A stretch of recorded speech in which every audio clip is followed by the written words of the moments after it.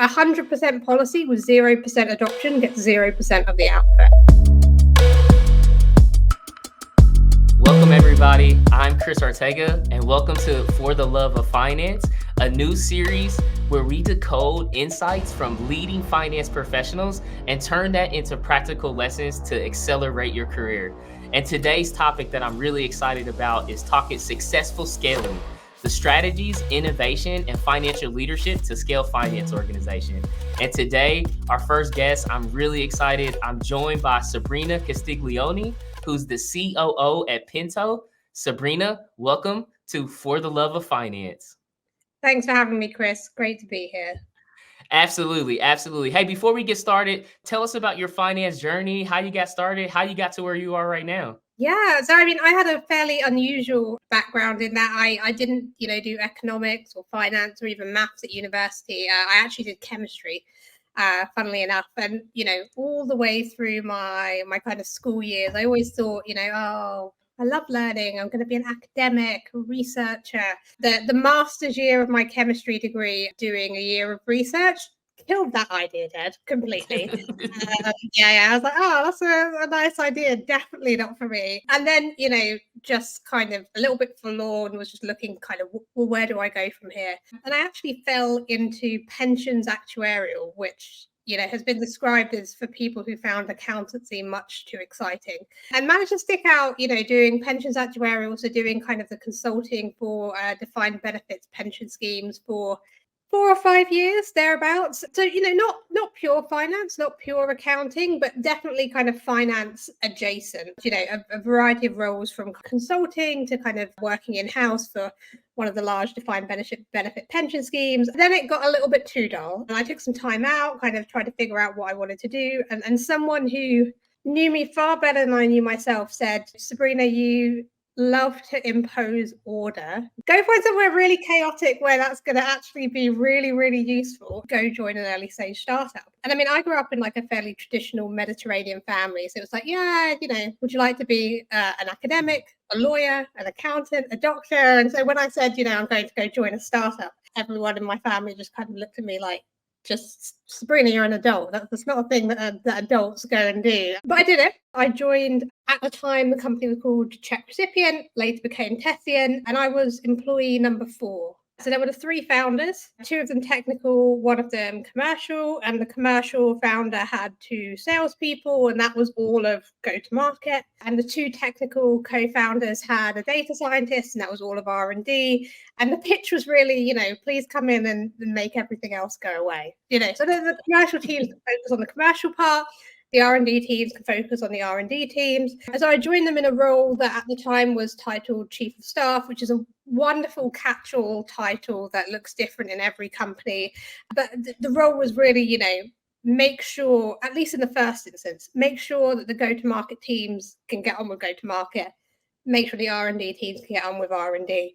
And over the years, we went through seed, Series A, Series B, Series C. Tessian was, about a year and a half after I left, acquired by Proofpoint. So that deal closed in December. And so kind of an amazing journey over about sort of 6 or so years. And, the role really evolved from kind of like I was going to say from a generalist. It was still a generalist in some ways towards the end. Everything from information security to legal, finance, people, talent. But, it was never originally intended to be any of those things. And by the time I left, that role was kind of officially the CFO role. But yeah, and then after that, I've been at Pento for the last 2 years. We've recently exited to HiBob via acquisition. And here the role has been COO, and in the grand tradition of generalists, also kind of looking after product and engineering for the last 9 months or so, which has been really fun. But yeah, finance has been a big part of that, and probably the anchoring part of it, and why it's so fun to do finance at an early stage business is because it's not just about getting the accounting right. It's about having that detailed and understanding of all the levers in a business that you can actually decide, do you know what? It's product that has the place that needs the most insight or investment or time or energy in order to drive this business to where it needs to get to. the people function that's going to be the real accelerant that we need to go and spend time in. And finance gives you a really great seat to kind of look all the way across the business to understand the numbers, which, the numbers are a result of a lot of other things, but it does help you have that seat that helps you kind of diagnose where there are the things that you can double down on and where there are the things that you need to go and fix. Sabrina, thank you so much for sharing that about your career. And just to add, like I had a similar background myself. Like I started off in a little bit different than where you did. I started off in public accounting. So I started off as an auditor at Ernst & Young. And for me, I did that for a couple years, but I quickly realized kind of where you made the pivot is like, I never wanted to be a master of like three different things, right? You always have these people, and I've had people on my team, and even leading Fresh FP&A, which is my global fractional CFO and advisory service company, right?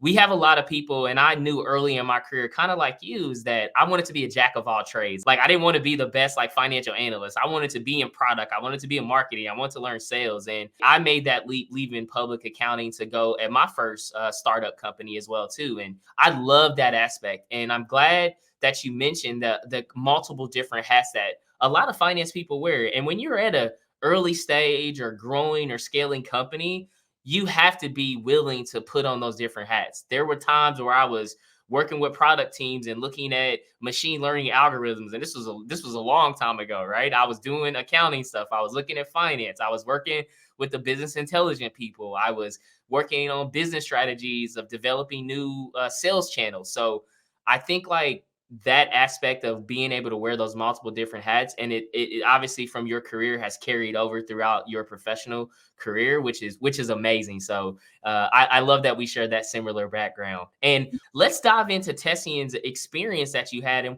what were some of those challenges that you faced going from that seed all the way to that Series C, and how did you overcome those? I think one of the hard thing for finance people is, we are very ordered people in general. Like, we like things to tie up completely, to be clean, Right. to be orderly, to be perfect. And the world just doesn't work like that. And sometimes, one of the things I often advise early stage companies is it can feel tempting to do things right is to really kind of invest a lot of, especially in headcount, in kind of G&A functions early. But actually that can kind of set the wrong tone for your business. And work is like a gas. It's going to fill the space that you give it. If you give it 5 headcounts worth of space, like you're going to create 5 headcounts worth of work, and is that really the best place for that work to go? So one of kind of the traits that kind of had to be unlearned was like, it is not about perfect compliance in every respect on day one. It is the right level of granularity, detail and thoroughness and automation for the right level and maturity of the business. There are some things that in the early stages are completely manual, and in the early stages some of that stuff is completely fine. There is a big danger to trying to automate a process that hasn't yet been well defined, because that just becomes a never-ending kind of catch-up journey. But that was a really hard thing to go from, more of a consulting background, which was like very risk averse, very, do everything proper to every degree, to like actually finding that balance. And one of the things that I like to think about, and this is as true of putting in place an expense policy as it is to setting up your security practices for a business. An outcome is the product of how good your policies and process is, and its adoption. And this is where I think a lot of like, people who come out of very risk averse environments will, they will focus a lot on kind of like the policies and, the theoretically perfect expense policy, for example. But 100% policy with 0% adoption gets 0% of the output. It's, there is that kind of, 80% that's going to get you like 60% of the outcome. And that was a real key thing. It's helpful, especially in early stage businesses where you don't have the resource to, have the level of checks that you would need to drive 100% of adoption of a really complex process. It helps you kind of put that focus on like, when you don't have that resource, you don't necessarily even have like the funding for a tool that's going to, just do that technically and automatically. You have to find something that's simple enough to be well adopted, which also is a helpful forcing function for focusing on like what are the 2 or 3 things that really matter. That's as true of like process as it is of focus, and also, what pieces of knowledge do people actually need to come away from, a given training or a policy or whatever it is in order to be effective. One of the things I hate is like really, really complicated, long-winded information security training for people when they walk away and like remember like 0 of it. Yep. Later days of Tessian, we managed for like the non-technical teams to drill it down to like, here are like the 3 things you really need to know. If one of these situations happen, you need to stop. You need to call the IT and legal teams. You need to know how to escalate things, and you just need to know a few key do's and don'ts. You don't need to be a security expert. You don't need to understand the technical blah, blah, or whatever behind X, Y, Z. By doing that, we got into a process of really high adoption where it really mattered. And I think that's true of everything throughout the scaling journey, but especially in the early phases of when you don't have that resource, you have to be extremely focused, and you've always got to be thinking about that trade-off. Where is a unit of time going to have the biggest payoff? And it's not always going to be on, keeping things as nice and clean and neat as you would like. And that's okay.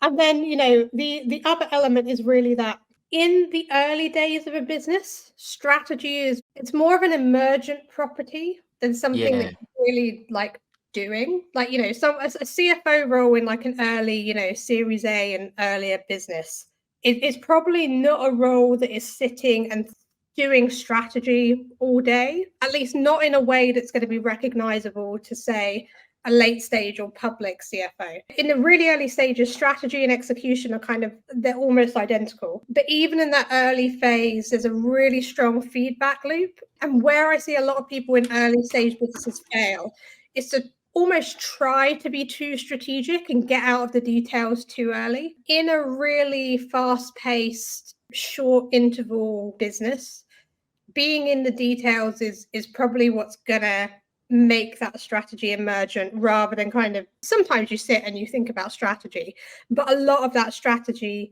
is a product of being so across all of the details of the business. And I think that's a really hard thing for later stage or like professional services finance people to make that jump. I speak to some people who are like, oh, I'd love to go do finance at a startup. And it's like, you understand you will be doing the bookkeeping as well as the reporting to the board. And every now and then across people who are like, no, but I'll have a team. It's like, it's not for you. Like, just no, you will not.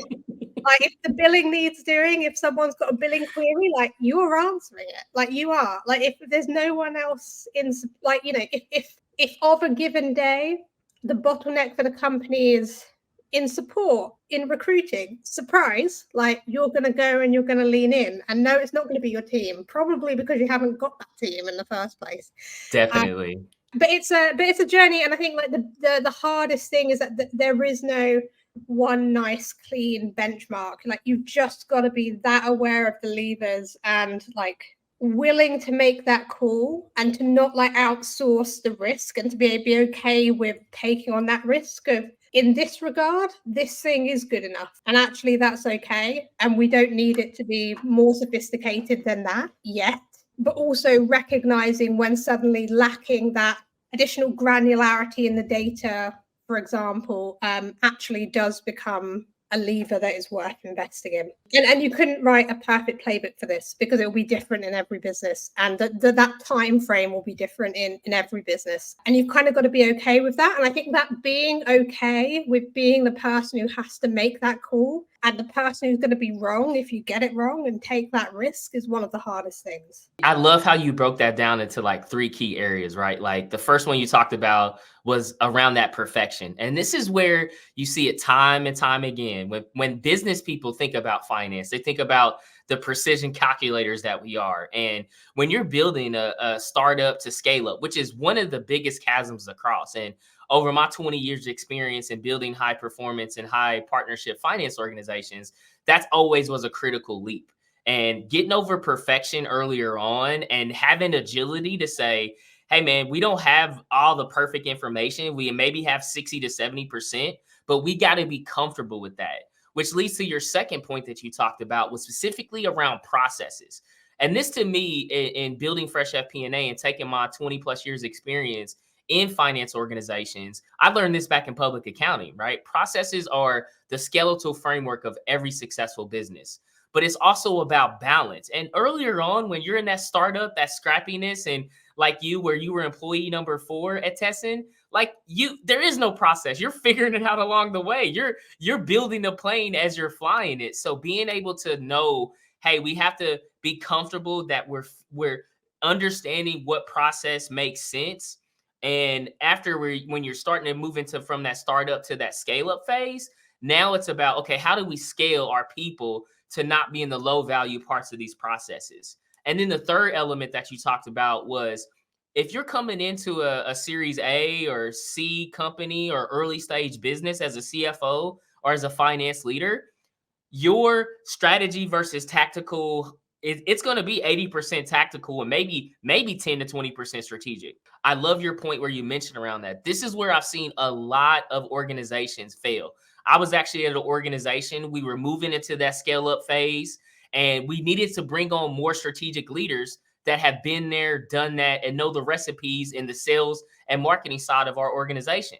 Sabrina, that was a mistake that we made because we brought in somebody that they came from a bigger business. They were at the largest CRM company in the world, and they came in with all this experience. But we needed somebody that not only could set strategy, we need somebody to roll up their sleeves and get the job done too. Like, as you mentioned earlier, right? You're going to be booking calls. You're going to be jumping on sales demos. Like, you're not just going to be living in strategy all day. So making sure that you're understanding you're bringing in the right people at the right time where they're going to provide the biggest value. And in that example that I mentioned, it wasn't a good fit for us, right? We needed that expertise. We needed that strategic level leadership, but the person wasn't willing to go down and say, man, I did tactical stuff a decade ago. Like, that's not where you want me to be. And we ultimately realized that says, hey, this was not the right fit. And I think that's a very key point as you're making that journey from startup to scale up, is bringing on the right person at the right time. It could accelerate your growth or it could set you back a couple places. And when you the wrong executive hire is like the most damaging hire you can make in a business. Absolutely. In that example, I'm also going to guess it wasn't just them. I'm guessing they then brought in a team. The technology, they brought in you mentioned this earlier, they brought in their playbook. And it's like, hold on. I don't know if this playbook, and we thought it was. That's the thing, is like this person knows the playbook, but that playbook doesn't always translate. You mentioned this earlier. I'm an early stage person. You know, I got tested into Series C, went back to early stage again at Pento. Like, I think I'll be an early stage person for a long time. One of the things I have zero tolerance for is if you ask someone why they're doing it and their answer is it's best practice. Like, no. Why? Facts. Why is it best practice? Why was it best practice when you heard it was best practice? What made it like that? And is that true here? And like, first principles this for me, like why this thing should work here. There is such survivorship bias in like what you hear a lot about first practice. It is easy to go and like, you know, read all of those takes on Twitter or LinkedIn. It is much harder to actually apply them in a business. And you know, sometimes I speak to a lot of early stage businesses and I'll come across like 7-10 person businesses and they're putting in place OKRs and they're spending like weeks putting together OKRs. I'm like, what is happening in this 10-person business that everyone does not already know about? The idea of like, you know, best practice is quite dangerous. It's one of those easy things to say in any meeting. Do we have enough information? Do we have enough data? And it's just like, sometimes the amount of effort required to get the data that would support this is either like so out of whack with like the size of our business, with our, you know, I don't know, 5 customers or something, or would take so long or so much energy. We should just try this. The earlier you are, the more the just try something is going to be the right answer. And the later you are, the more, you know, the higher that bar for rigor should be, but it should not be an infinite bar. And that's hard because we humans are really bad at subtlety. If you say it is 100% gut or 100% data, like, we're really good at being like, cool, we'll go to one of those. The most value experience brings is not so much the playbook, because the playbook is not the same everywhere. It's having that sense of, on this spectrum of balance, about here feels right. And it's really hard to quantify. Then it's always changing. But I think that's where well applied experience is really valuable. There are some things where you can have rinse and repeat playbook, but it only takes one or two key variables to change suddenly for your old playbook to go out of whack.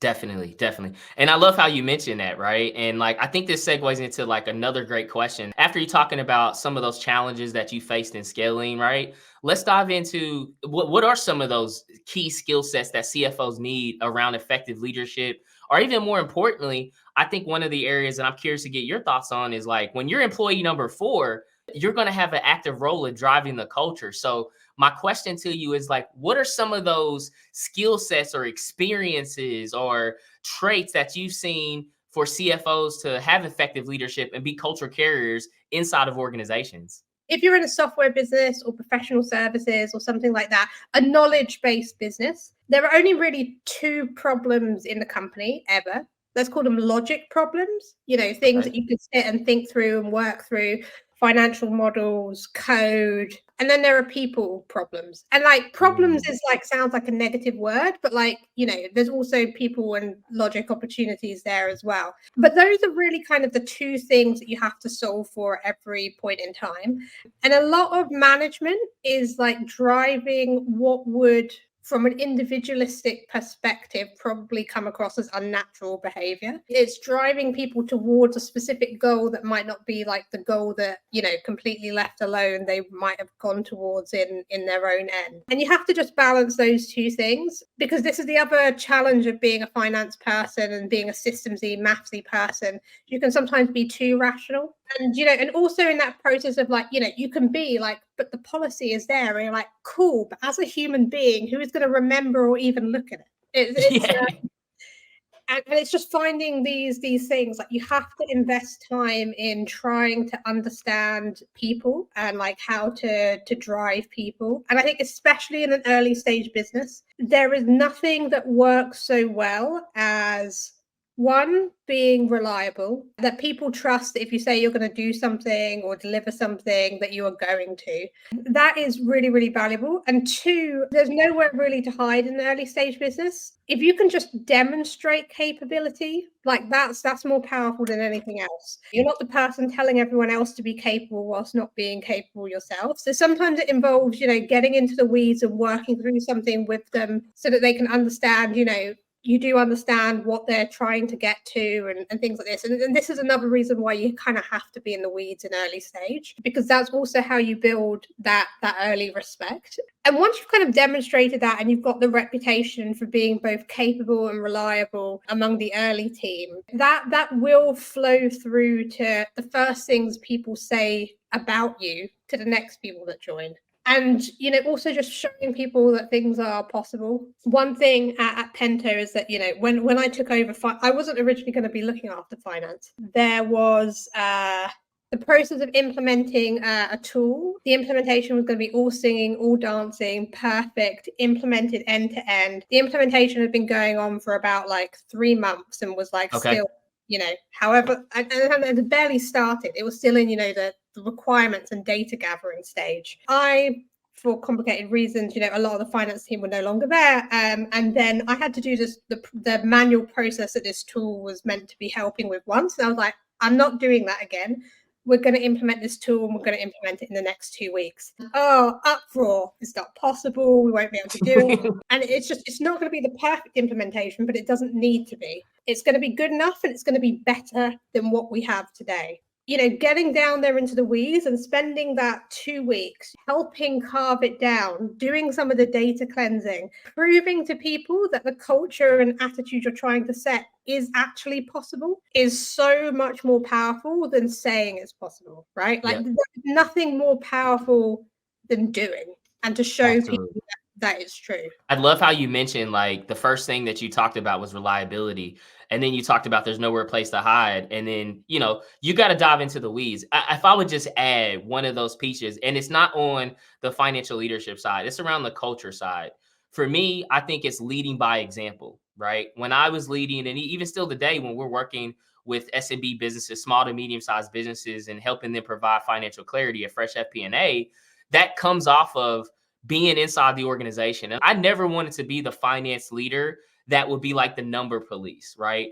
I remember when I was at software companies and leading them from the finance perspective, I would sit in like sales and marketing meetings. I would help our SDRs on phone calls. Like I wanted to show that I'm not just going to be over in my corner with the finance team. Like I wanted to lead by example and dive in and learn different aspects of the business. So as you mentioned, you got to be reliable. You got what you say you're going to do, you're going to deliver. There's nowhere to hide.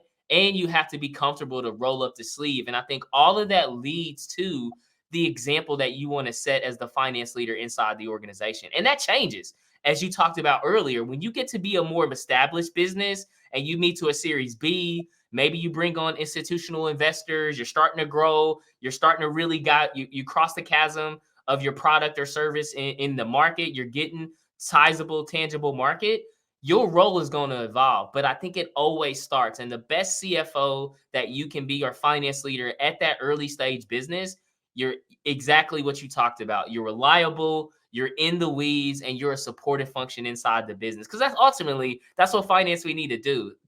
We get this confused sometimes, Sabrina. And I don't know if you've had this challenge, but a lot of finance leaders think the business needs to serve them.